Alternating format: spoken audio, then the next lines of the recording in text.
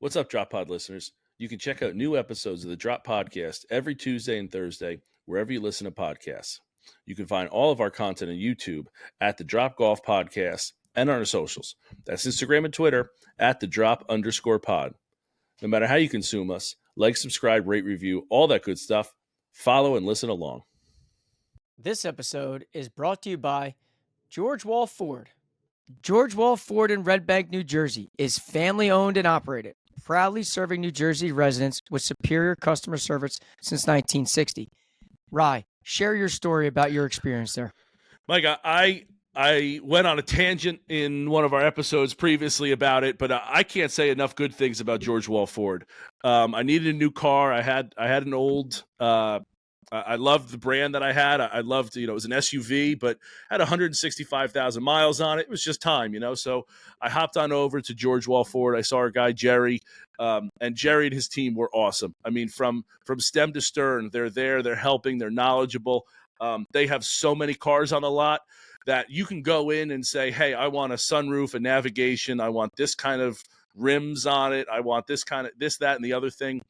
There's a great chance that they have that car with all your specs, the color, all that thing.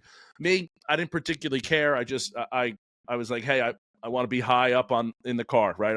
I need an SUV. I'm a big guy. I got a dog. I got golf clubs. I got beach chairs in the summer. I need something that's a little more rugged, a little more. Again, I like to be higher in my car.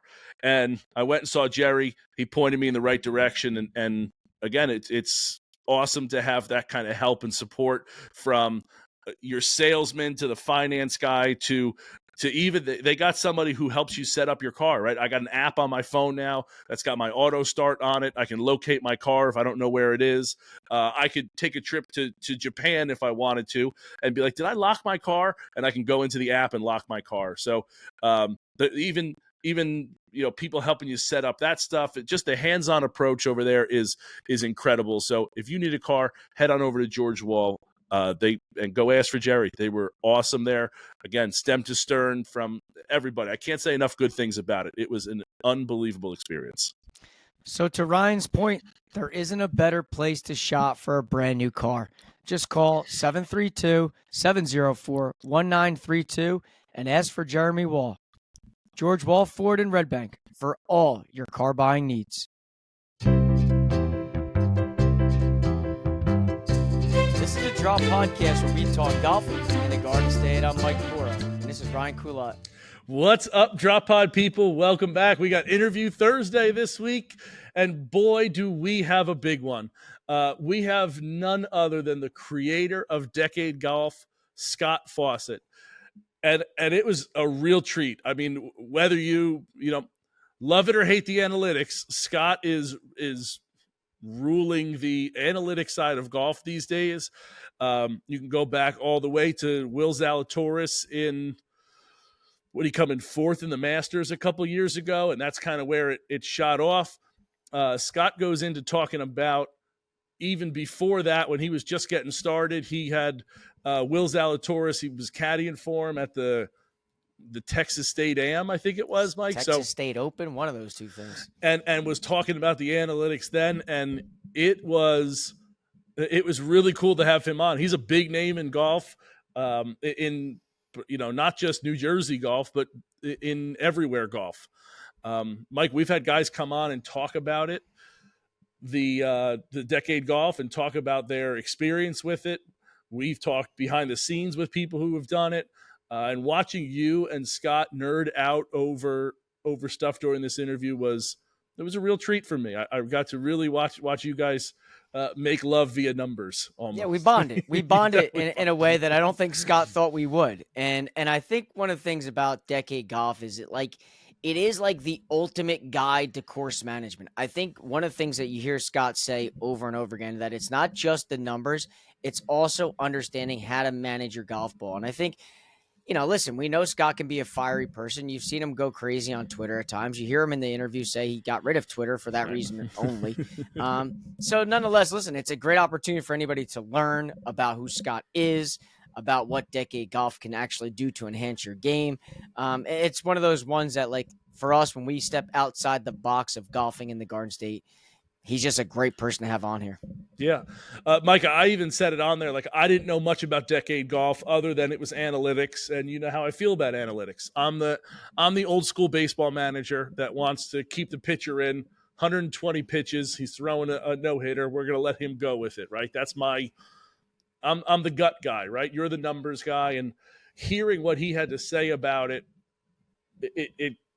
I love that there's a point where he talks about how it's for three people, right? It's for the super analytic people like Mike.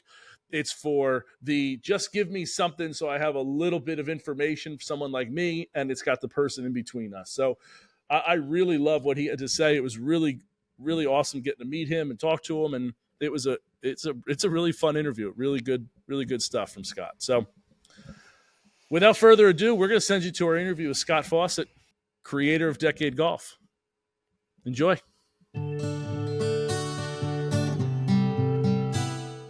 All right, so today we have a very special guest joining us. Today's guest is Scott Fawcett, the creator of Decade Golf, which I think has kind of revolutionized course management for all golfers all over. Scott, thank you so much for coming on today's show. Absolutely appreciate the invite.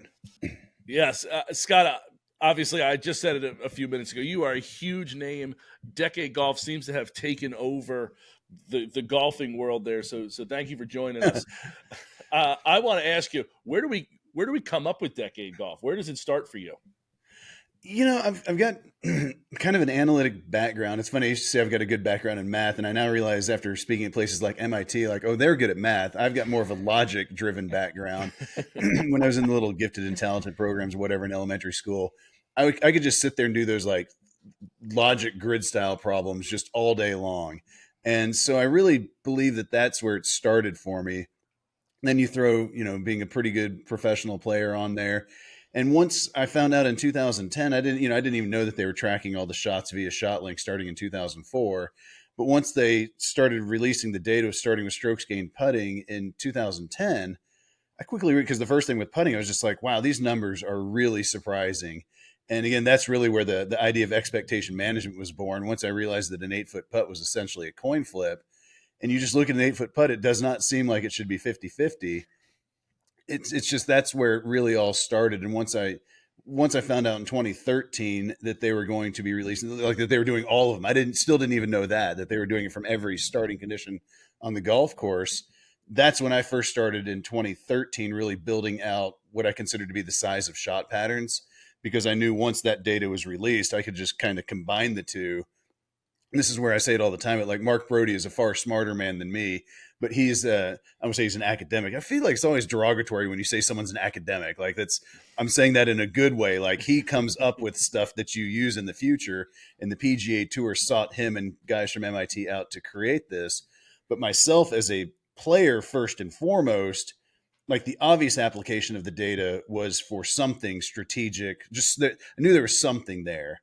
And it's funny because actually I was playing golf with a guy yesterday who was like, what got you started on this? I was like, honestly, I don't remember, other than I started down a little wormhole and I'm like, well, that's interesting. And then this is interesting. And the next thing you know, I'm like, well, there's a lot we can really do here. And it is funny because one of the harshest criticisms I catch is that it's all common sense, which I actually don't disagree with to a certain extent.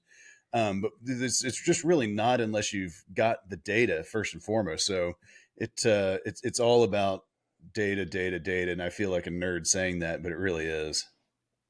Listen, it's right up someone like my alley. I mean, there's not someone, Ryan and I joke around about this all the time. Like, even whether it's something to do with the podcast, I am all data driven, numbers driven, retention rate driven, like you name it, like that matters to me, because to me, I feel like that's the way you get the most out of everything. And I think it can be applied to not only just like something like us with this podcast, but golf in specific. And I think, one of the things that makes me very intrigued about Decade Golf is we've had so many guests come on here and be like, Mike, I use Decade Golf. And I'm like, all right, well, what is it? And I think that's kind of what led someone like me down the rabbit hole, because I like to think I can golf, but not to the extent of some of the guests that we have on.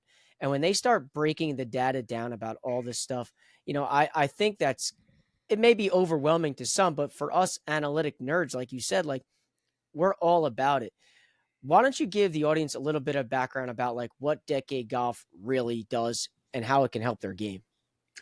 It's interesting because obviously I partnered with a stats portal, and I did that for a strategic reason that I'll get into in a second. But I feel like we get confused too much as being statistics. The point of Decade is to teach you course management and proper scoring.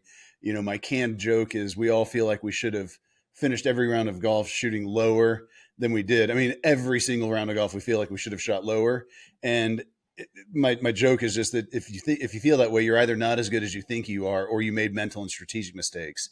And so Decade Golf is about finding those mental and strategic mistakes, because you know, if you think you should have shot lower because you made a bogey with a 4-iron, you're probably kidding yourself. If you think you should have shot lower because you missed a 6-foot putt, you're probably kidding yourself. Again, a 6-foot putt on tour has a very high make rate. You know, it's in the, what do we got, 65-ish% range, but still it's 2 and 3. You can't just say, you could say I could have shot lower, but not I should have shot lower. And so really that's what Decade is all about, is trying to find those little mistakes. And to be perfectly honest, those little mistakes get lost in the vastness of strokes gained. I mean, your strokes gained approach play, if you make a silly bogey with a sand wedge because you short-sided yourself, that particular shot might cost you 0.6 shots. But once you divide that out over 20 rounds and over, like, it's just nothing. It is literally just nothing.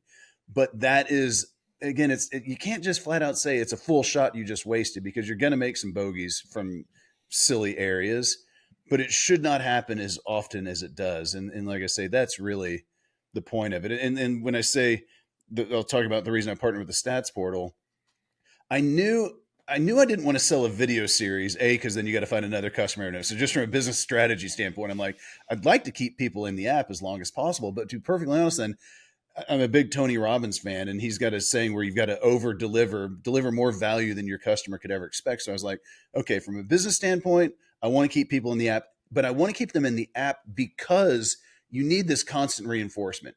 If you just watched the video series once, it would kind of be out of sight, out of mind after, I think, 3 or 4 months. It's why so many of the players I work with on tour, they'll call me after a year and, I played really good for about 6 months, and I've just kind of gotten away from myself. Can we just do like a 2-hour freshen up?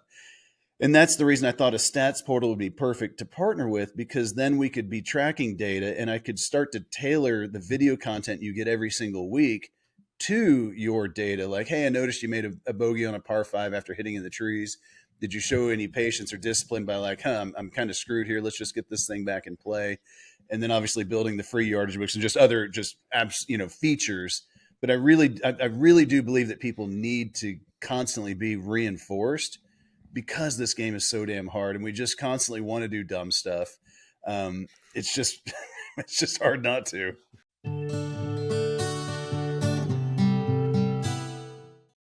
It's summertime, the perfect time to get that new boat you've been dreaming about. Comstock Yacht Sales, your trusted local boating source since 1973, now has 2 locations. Visit their new sales center in Seabright. In addition to their original 50-year-old family business in Brick, Comstock is the largest dealer for Grady White boats, offering 22 models to suit every size and budget. Stop by either location any day of the week to explore their impressive Grady lineup tailored to meet your family's needs. Don't forget, check out their full inventory of new and pre-owned boats online anytime at ComstockYachtSales.com. Get your Grady today.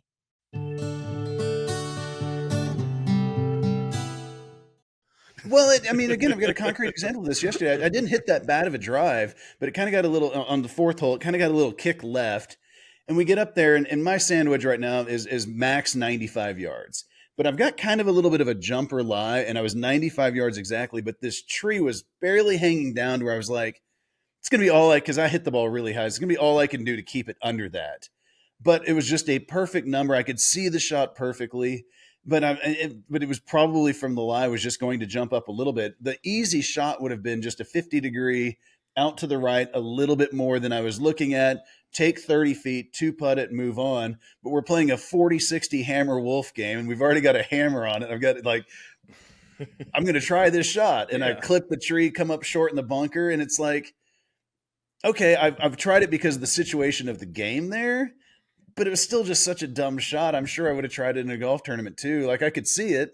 And that's really what it comes down to. Just because you can see a shot doesn't mean you should hit a shot.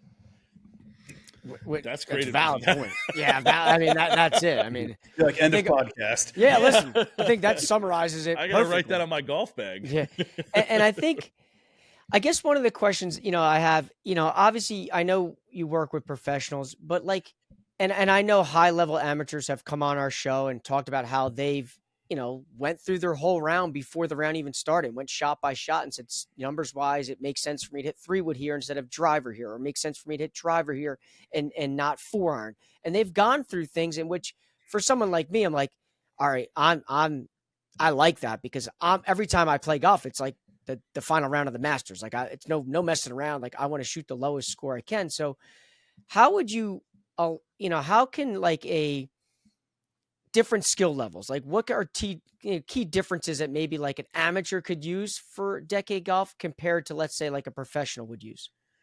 Well, again, I really actually posted this on Instagram the other day. My signature line is patience and discipline coordinator. I change it around. I all saw the time, that. I saw that. I thought that was pretty good. I thought it was hilarious that the Golf Channel I spoke on Used there one it. time had that as my little signature line in the video pages. Didn't like, Jesus, that's a joke. But that's it for everyone at every level of the game. It's then just what does that mean to you at your level?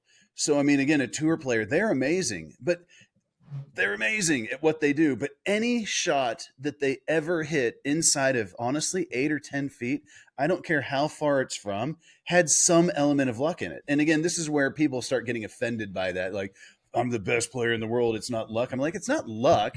If you do it a million times, like I'm not a rifleman, but if I sat here and aimed at a target 50 yards away and just kept pulling the trigger, I'd eventually hit the middle. Now, the professional shooter is going to have a much tighter shot pattern, which is why the guys on tour get offended. But the patience and discipline required at every single level is just insane, because golf is the largest outdoor sport played with the ball in the air the longest of any sport in the world. Subtle variances in wind make it almost impossible to intentionally hit it inside of 8 feet, which is really, it's got to get inside of 8 or 10 feet for me to really start caring. Like, I'd rather you be 15 feet than 20 feet, but it's also just not that big of a deal. You've got to really start getting it inside of 10 and 8 feet specifically to really like feel like you've got a chance.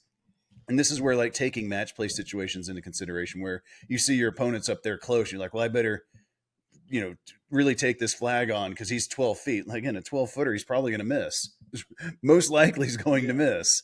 Don't make a silly bogey and then make him not even have to putt his 12-footer. I mean, that's so, again, the 90 shooter needs to work on their speed control in order to become a better putter. They need to work on their distance control in order to become a better driver. They need to work on shaping the driver one way in order to not have double crosses in somebody's pool. Those are the exact same things a tour player needs to work on. It's just less. And knowing that, like, obviously discipline is one of the pillars of decade golf. And like one of the things that, obviously I hear you talk a lot about. How do you coach guys up to stay disciplined when, to your example, when you can hit that 50 degree, when you really should be hitting something else to not, to make a better score and to make better decisions? How do you like coach them up to stay disciplined in certain situations when we all know, like, hey, listen, that opening looks just big enough that I can curve this around the tree? Like, how do you coach them up in that aspect?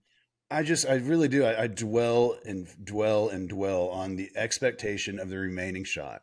I mean, that's it. I mean, it really comes down to understanding that you're just probably making par. Again, I'm talking like at the tour player level here. No matter where you are, par's not a terrible score, but bogeys just kill you.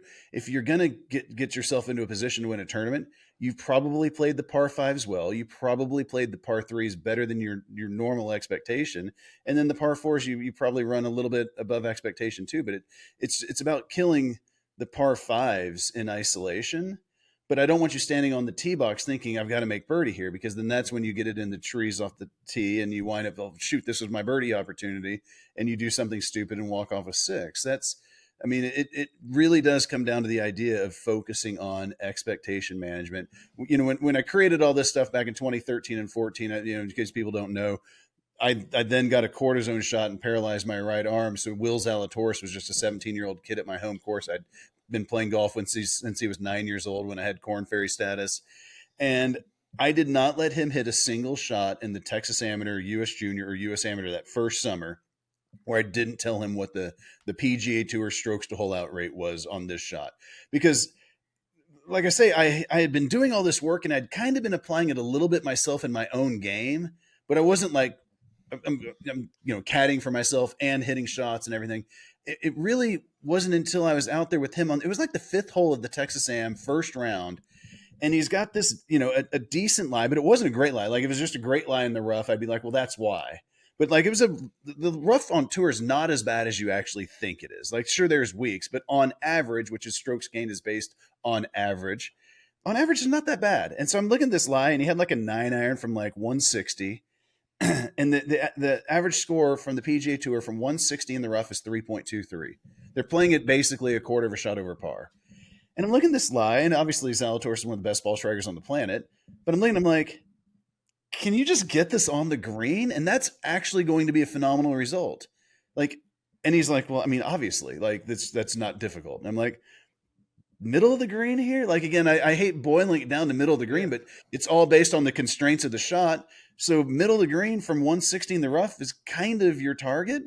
And you just put it in the middle of the green, put it from like 20 feet, and we're walking off. And I'm like, that's the easiest quarter of a shot, like in the history of golf. Like that's just free money. And this is where it is so hard. I started to say this earlier with wherever you were leading me in a sentence earlier, but like playing with patience and discipline and not trying to get wrapped up in score and just understanding that par is always a good outcome is like, man, it's hard. And one of the main criticisms I get is like, doesn't this make it boring? And I'm like, I can see that argument. Like I can actually see that argument. But the flip side of that argument is, well, we all play this game relatively pissed off and frustrated almost every day. I mean, so the alternative is, can we play boring, pretty chill rounds of golf? Or do you want to be walking a tightrope and kind of pissed off the entire time you're outside? Like I think it's not the alternative of I get to feel like I'm playing aggressive and out there doing happy things. It's like I get to be super frustrated and mad, or I get to just play some golf with my buddies. And I mean, like yesterday, specifically, again, I birdied the first hole, 3-putted the third hole from about 30 feet of par 5, and then I make that bogey, I 3-putt the next hole, and then I blow an easy save on the next hole. So I'm like, I'm a few over par, and I'm like, well, damn it, I was kind of excited to play today because I don't get to play that much. And now I'm not going to shoot 63, which is honestly a comical thing to think. But like everyone likes going low every time they play. We all like playing this like best 10 percentile of rounds. By definition, it's your good rounds are 10%. Like, and so I'm standing there on 18. I'm like, whatever, I'm having fun. Playing a good wolf game with my buddies. And I just fart around and around and around. I make a bunch of birdies coming in and wind up shooting under par. And it's like, I never would have thought that had I been analyzing the situation I'm in, I never would have thought on 8T I'm going to shoot under par here today. But it was just a very solid round of golf from there on. And that's just more fun to me than getting pissed off on 8T thinking I'm going to shoot 78 today. I'd rather just check out of expectations of results. So Scott, I'm going to be honest with you. I've heard of Decade Golf. Mike is a big analytics guy. I'm the old school baseball manager. I'm going to go with my gut. I want the pitcher to finish the ninth inning. Good pop on the bat. It's got some good pop on the bat. Exactly. But I'm in this golf world a little bit more than just your average guy that knocks it around here. So I've heard of Decade Golf. I've heard, we've had people on the podcast talk about Decade Golf or even some sort of variation of it. What is it exactly? Is it an app? How's the tracking work? Like, what is for someone who, again, I don't claim to know a lot about it other than I know that it's a golf course management kind of system here. Can you explain that to the people that are kind of like me? Yeah. So originally when I did all this, I really was just doing it for my own game. This was not some master plan of I'm going to create a product. And to be perfectly honest, I still laugh every single day that this is a product. I mean, I really do. So 2013, 2014, I hurt myself. I caddy for Zalatoris. Things go well. The SMU golf coach comes up to me and says, you've got something here. I think what you're doing is teaching strategy. I got this kid, Deschambeau, on my team. He's an idiot. He fires at every single flag. I can't figure out how to get him to stop. Would you create like an indoor seminar and try to teach this to him? And I'm like, sure, but like, why indoors? That makes no sense for course management. And this is where like the luck of everything never would have crossed my mind. He's like, well, you can only have 2 paid coaches in golf. So we can't have you come in and teach anything outdoors. But if we do it indoors, my compliance says that it will be like you're a sports psychologist. Okay, cool. So I literally went and bought a drone, flew it around the golf course, filmed all kinds of stuff. And then in February 2015 was when I taught it for the first time at SMU. And what's funny in there is there's not only Bryson's in the room, but Andrew Buchanan and Ben Baxter, who wound up winning the U.S. 4-ball the following year. Austin Smotherman, who's on the PGA Tour right now. Like the people that were in that room that day, I mean, have pretty much all gone on to do something in the game of golf.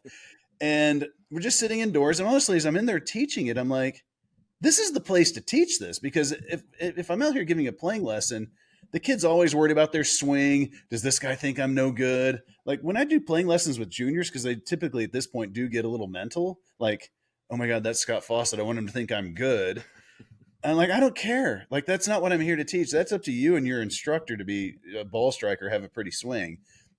So the NCAA wound up, trust me, I'm going to answer your question eventually. The NCAA wound up, well, the NCAA wound up banning me from giving me my seminar. And honestly, on the way out the door, they wrote a great opinion piece saying that the decade seminar is an unfair competitive advantage. And it became a problem because a school that wanted me to come give it there, I said no to. And it wasn't that I didn't want to go to the school. I didn't want to go to the city. I'm like, dude, that would be a pain to get there. And so since I was kind of cherry picking, and I mean, straight up was cherry picking, but also this other one was like, I don't really want to go to, I'm not going to mention the city, but it was not a city you want to figure out how to get to. But at the time I was like, that sucks. And I had a little deal going here, charging a nice little daily rate. And once that happened, again, so this is all through 2015, back to the fact I'm a huge Tony Robbins fan. I paid $10,000 to go to one of Tony's business mastery seminars in January of 2016, because my wife was just like, you need to do something with this or not. Like, it was just kind of in this limbo. I own an electricity company also. Like at the time, that's my day job. And so this was just like this little asterisk out there.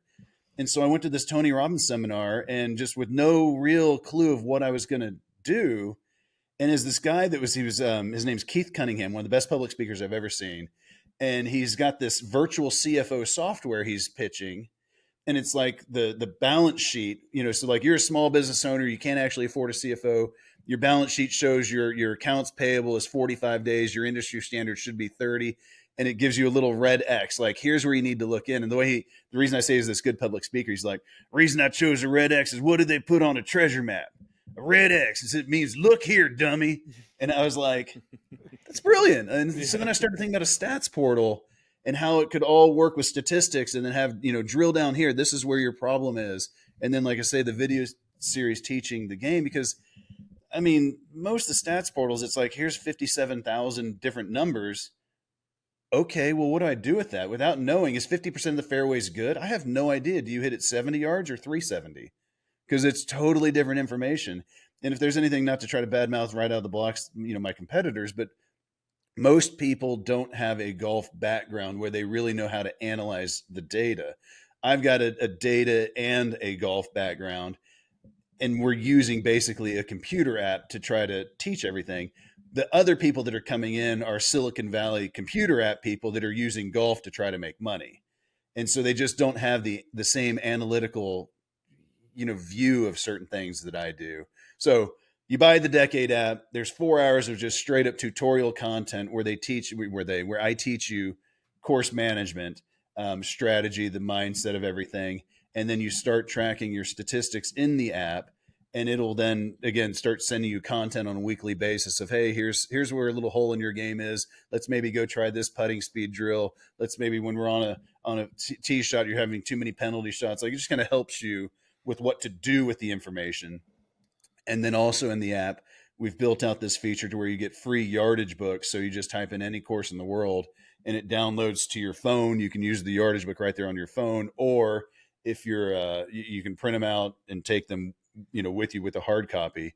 So again, like I said, I'm trying to deliver value to make it serve a point, not just to try to get $20 a month off you, but actually have it serve a point. Yeah. I don't want this to be the app where you just forget you're being billed $12.99 a month for, and 6 years later you're like, if I given this guy like $1,000, like I want you to use the app, and there are features in it that make it essentially pay for itself.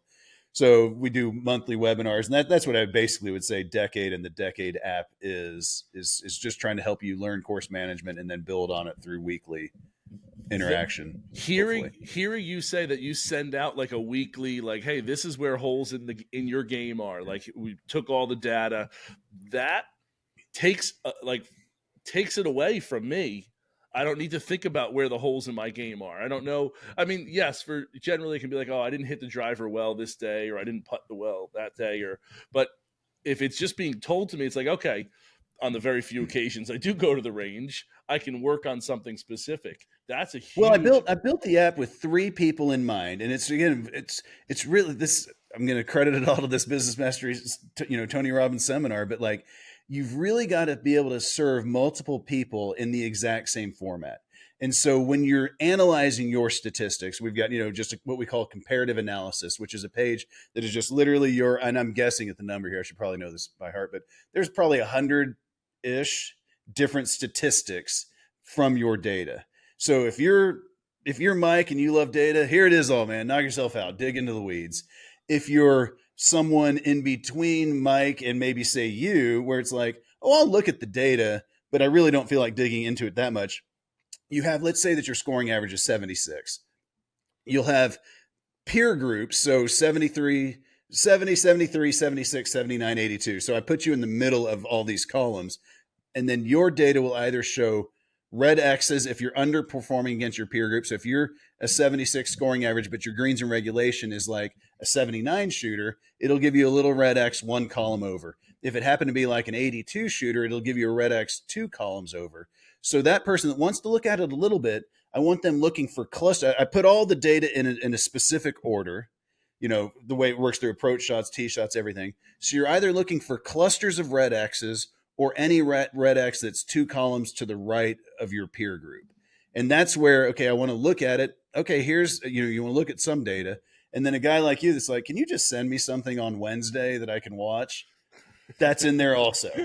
So it really is one presentation to actually serve 3 completely different needs. Yeah, it's awesome. So good. And really when to get that data, is someone entering the shots in as they play, or are they doing it after the round, or how are they going about putting that stuff in? We've got it set to where you can do it any way you want to. I do not have it like an Arcos or somebody that's got sensors in the club. Again, I think that everyone that I've ever talked to that's bought that is like, oh man, first month it was like the honeymoon. It was the coolest thing ever. And then I realized it's just not. You have to, non-military GPS is just not accurate enough to not be able to say this was in the rough or fairway, or like, we've got penalty shots, length of putts. It's clearly not capable of doing. So you have to go in and touch up all that data after the round anyways. Personally, I want people off their phone while they're playing. Like, I got a 15-year-old daughter who's literally sucking the life out of me with phone right now. I do not want people on their phones more. I want them on their phones less. And so I've created it to where it's a very simple. If you want to do the full GPS after the round, basically it'll come up with a satellite, like a cartoonized satellite image of the hole. And you just drag around these little pins and set where your shots went, and then enter the length of your putts in. It really, I mean, again, it's funny because 15 minutes, it is about what it takes. Like, it's a little bit like a video game. I can do it in about 10. Of course, I designed it. Most people in college say it takes them about 12 to 15 minutes after they've done 5 or 8 rounds. But the biggest barrier to compliance is always the length of data entry. And so it's pretty good timing. I'm kind of frustrated. I got a 15-year-old and my business partner that kind of drive me crazy right now. But so we're close on this Tiger 5, what we call it the Tiger 5 interface, where you will basically just tell me, what'd you make on the hole? Eagle, birdie, par, bogey, double or higher. Did you have a penalty shot off the tee? Did you make I guess then you have to track bogey on par 5 or double. There's 3 buttons. It'd be 2 chips. Yeah, it's interesting. Penalty off the tee, green and regulation, 2 chips are the 3 choices you have to make, and then you enter the length of your putts. Because, and I've said this from the jump, strokes gained driving is extraordinarily flawed. It's basically useless. The only reason I ever built it into the app was because the Pac-12 coaches all insisted on it. And I'm like, it doesn't work. And the reason it doesn't work is if my home course is Augusta National, relatively wide open, just between the trees, and we're hitting driver on literally every single hole, essentially, or your home course was Harbor Town, where it's mega tight and you're hitting 4-iron off of a lot of tees, I'm going to look like I drive the ball a lot better than you. I'm going to hit it 75 yards further than you. I'm never going to be in the trees. You're going to be in the trees all day long. But then when we're using the same benchmarks, which basically you kind of have to do, it just doesn't work. And so there's a flaw like that. And so what I'm trying to do is eliminate strokes gain driving altogether. Like I just think it's totally pointless to attempt to track.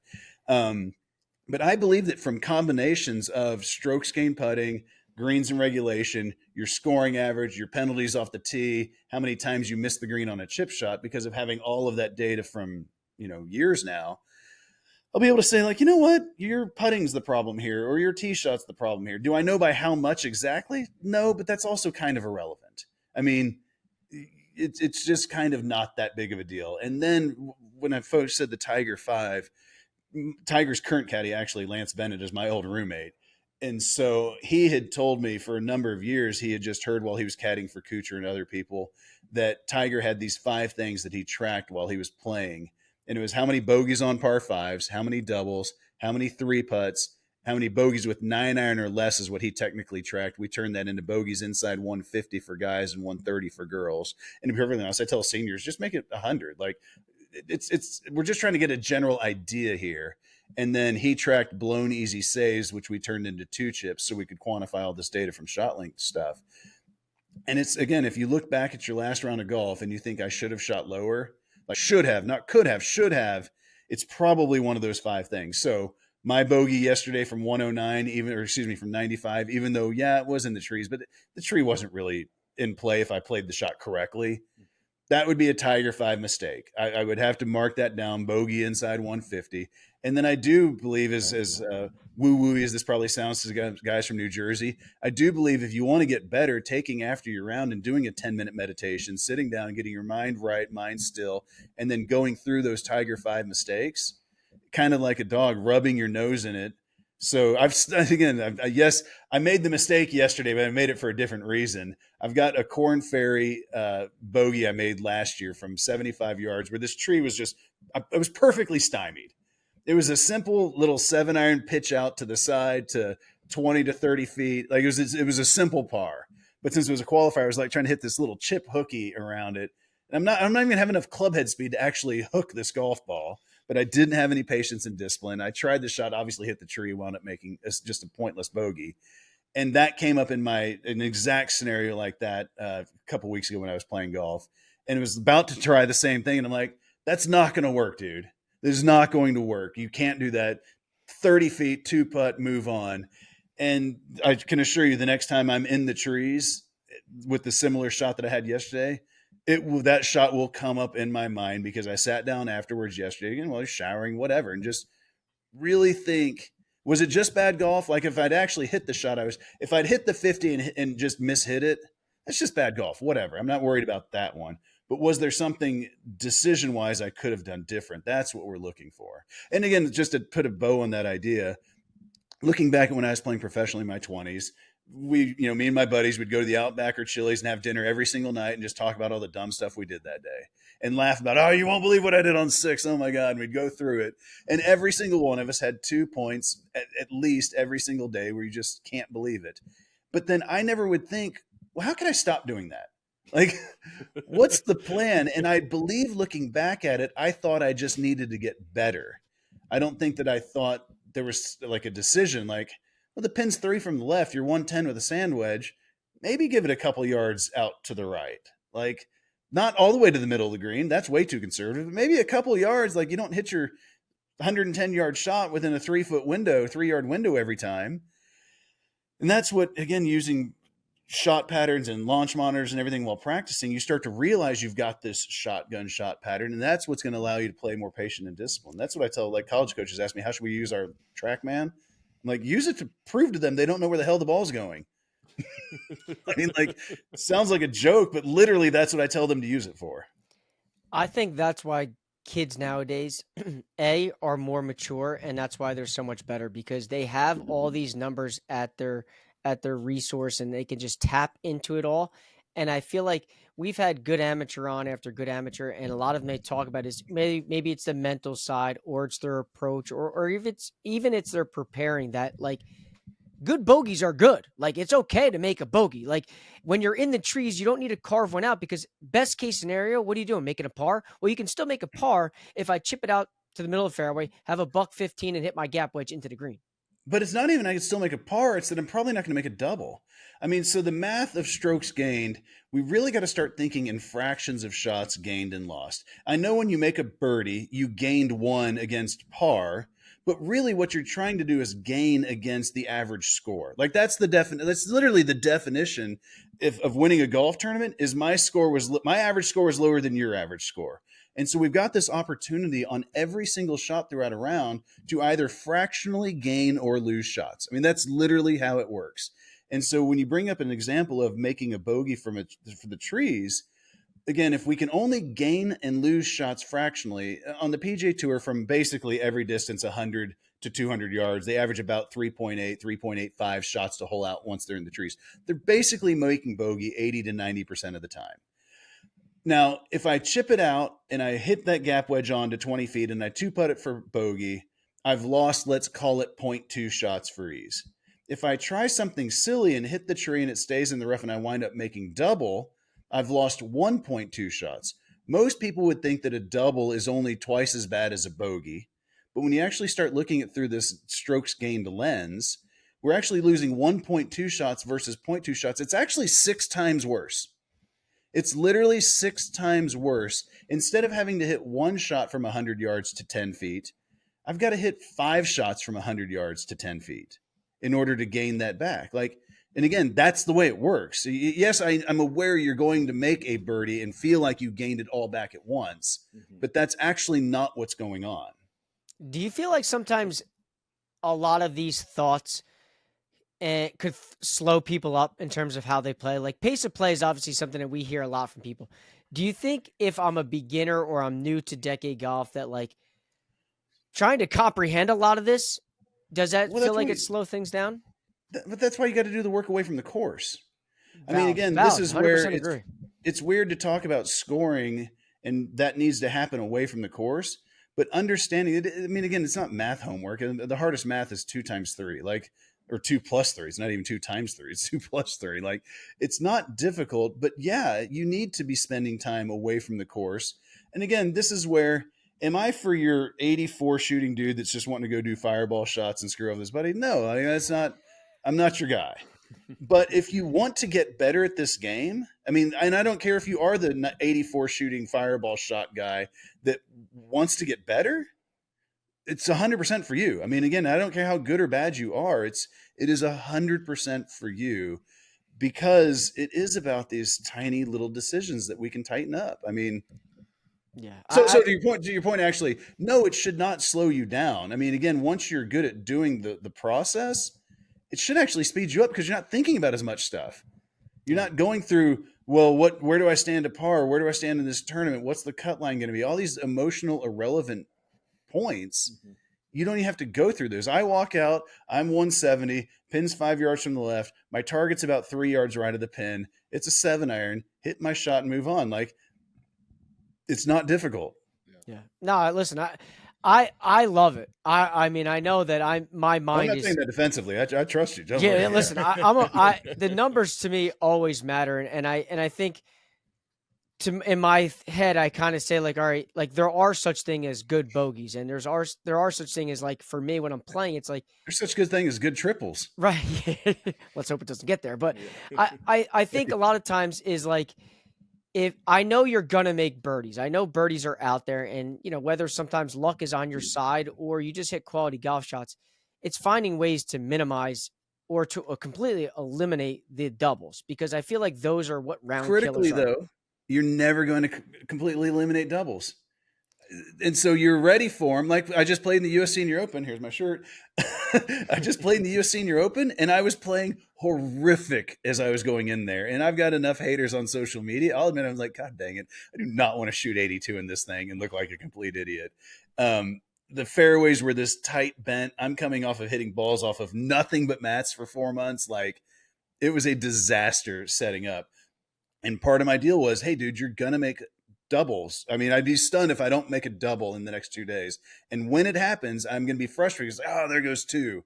Well, if you know it's going to happen, you can't be surprised and you can't be frustrated. So, yes, there's a good anything. I mean, right. Okay, fair point. But I think there's also a point where it's like, if I can find ways to lessen the amount of them by strictly a preparation or discipline approach, that's got to be the alternative. Then I'm going to try to get lucky and carve one around, because that to me shows immaturity and your score is just going to skyrocket. Right. If you're in the trees, 100%. yeah, if you're in the trees, chip out, you bring bogey into play, but you're taking away the triple. Whereas if you're in the trees and you try to carve one and you hit the tree and it bounces, more right, and then you're stuck in a spot, you're bringing those into play. If you're playing it smart, you're taking away the possibility of the bigger number. Well, it's just risk management. I want you to I don't want you just to get in the tree and just chip out. I want you to advance it as close to the hole as you possibly can. So yes, but you need to basically get it out of the trees 90+% of the time in order to have whatever strategy, whatever skill level you think you are from the trees in order to be correct with that. So again, that's what people think, that like Decade is just super conservative. No, I want you to be as aggressive as physically possible within the constraints of the shot. That's it. I mean, it's that simple. And so the other thing too that I'll talk about with the idea of like taking slow or just whatever, it makes you so much more mentally fresh at the end of the round. It's just incredible. That's the one thing Stuart Sink said. Stuart bought the Decade app just straight out of the App Store the week before he won in Napa 3 or 4 years ago. This is literally his first win in 12 years since the British Open. And what he said after winning the second time in Harbor Town 6 months later, he basically said Decade, he's on PGA Tour radio the following day, takes the mental energy that used to be required to deliberate and make a decision like that, and it makes the decision for me, which keeps me fresh. Like, that's the point. And I would not have even recognized that as concretely as I did without him saying that. But that's going back to Zalatoris, like at the U.S. Junior. We're playing in Houston in July. It's 27,000 degrees. We're doing 3 straight 36-hole days. And, I mean, at the end of each day, we had a 40-minute car ride back to the hotel.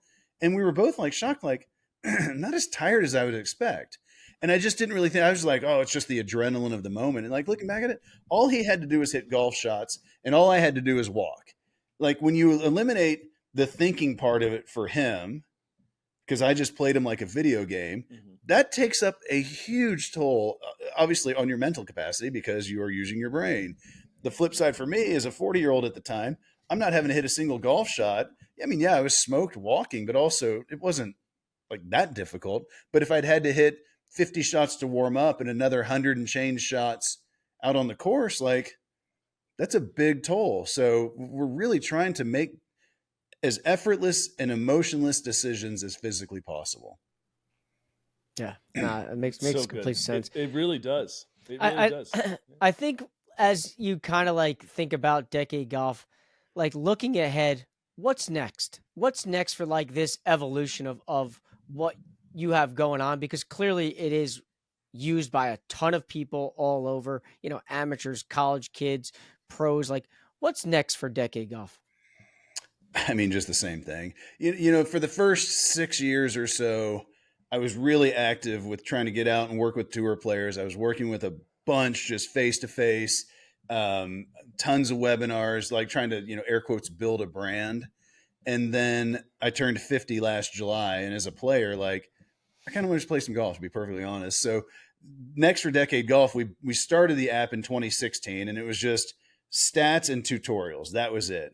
And then once that was pretty flawless with how it was working over about a 2-year process, then it's like, what could we add to it? So we added some combines. We kept adding to the app. And finally, about 2 years ago, because, I mean, that's the beauty of a residual-based business. Sometimes there's just not that much to do other than a couple podcasts a week. And we just kept adding to it. I'm like, this thing is becoming a convoluted mess. Like, I don't even know how to use the damn app. And so we actually thought about making 3 separate apps. And then we decided instead, when you launch the app, you make a choice of learning, playing, or practicing. I was like, what is the third? Learn, play, practice. And then it basically takes you into 3 different apps based on whichever one you choose. And like, I love it now. Like it's in my opinion, it's done. And the math is never going to change of what proper course management is. What is next for Decade Golf is hopefully me playing more golf to attempt to actually get through Q school. Last year I didn't play. I played 9 times in 4 months leading into it. That's not a recipe for success. But if I do add anything to the app, I want to add a little bit more of a weekly video series. And again, that's just more of the fact of like, I'm just bored. Like I got to do something. And so taking Monday and making like weekly wisdom or something. Tim Ferriss has 5 Bullet Fridays, just whatever it is, doing something on a weekly basis. So yes, you get your for you content tailored on your stats every week, but then also, hey, here's something I saw this week. Essentially, like I think on my Instagram post, I could go remake 30 of those into the next year's worth of just a weekly content for my members that are intelligent and not on social media or whatever. So next is hopefully stop iterating, let it actually just live as a finished product, and then go out and play some more golf myself. I love it. Yeah. I love it. I guess I can end with this. Like, why don't you give the audience an idea where to go, how to get it, where they can find it? Well, since we're finally an actual big boy company, we're actually attempting to do this. It's just decade.golf. You'll see testimonials in there from Zalatoris and DeChambeau and Stuart Sink, and that'll take you to a spot to buy the app. I believe there's a 7-day free test period. Don't hold me to that in case you sign up, cancel it. But I believe there's a free 7-day period. Like I say, my electricity company, like was my job through about 2019. And then I started realizing I was enjoying the golf thing more, but it didn't really dawn on me that this could be a 10 or 12 year project. It felt like I'm not going to travel around the country and giving 40 seminars a year. Like that's not going to happen. And so it just didn't feel like it was something that actually had legs once we built the app. And then I didn't think people that shoot in the 80s would log in and enter every single shot they hit. Like you say you're a data nerd. I find it comical how many people self-identify as data nerds. I thought I was the only idiot on the planet that has blood work over the last 20 years in an Excel spreadsheet where I can figure out what's going on anything, anywhere. And it's amazing how many thousands of people are like that. And so once I realized how many guys are shooting in the 80s, I'm like, well, you know what? I need to serve them a little bit better. And entering every single shot, like I cannot believe a single human ever enters 84 shots, full GPS version. Like that's bonkers to me, but that's how many psychopath data people there are out there. And so really those are the people back to the tour players. Like it's fun. It's cool to go out there and, say I've worked in some capacity with literally a third of the PGA Tour this year. But also it's not very rewarding. Like they're just making so much money. They're nice guys, but like I could love the email I get from a dude that, man, I was hovering at 5 to 7 as a handicap for my entire life. Felt like I was doing something wrong. I'm now a 0.6, just shot my best round ever today. Like that's the stuff I really love more. But that's what's hardest because now I am waiting in the venture capital backed stats guys who they were trying to go wide from day one. Now I'm trying to compete against guys that can way out computer me. But I'm hoping we can way out golf them. I think Absolutely. You will. I think you will. I think you're right with something you said earlier. Like we play this game and we go around angry for the majority of it for 4 hours. So that with the people that are, you being amazed by how many people are putting in 80 something scores or 80 something shots into the app. Golfers are kind of crazy by nature, I think. So, well, that's kind of getting back to the tour players where no offense to the tour players that are listening to the Drop podcast, but they're weird. I mean, the vast majority of them are just weird. It takes a weird person to be so singularly focused on one thing for their entire life to become one of the best 100 on the planet at it. And that's, to be perfectly honest, as a guy who's got some depression, some anxiety, trust me, I got my own host of issues. If you follow me on social media, you'll know I've got kind of a weird temperament, but just recognizing that how many guys are out there like that and just saying, you know what, I'm going to try to help the general public, because working with these guys on a weekly basis when they're just pissed off is not that fun. Yeah. Totally agree. But listen, I can't thank you enough for coming on here. Me being, main person trying to get you on and talk numbers, I probably could just sit here and keep picking your brain about this or that. But I enjoy the content you put on social media. So listen, I appreciate it. I guess that's the other place is decade_golf on Instagram. I punted my Twitter because I finally grew a brain. Sounds good, man. I appreciate everything. Scott, Absolutely. thanks so Thanks much for having me on, guys.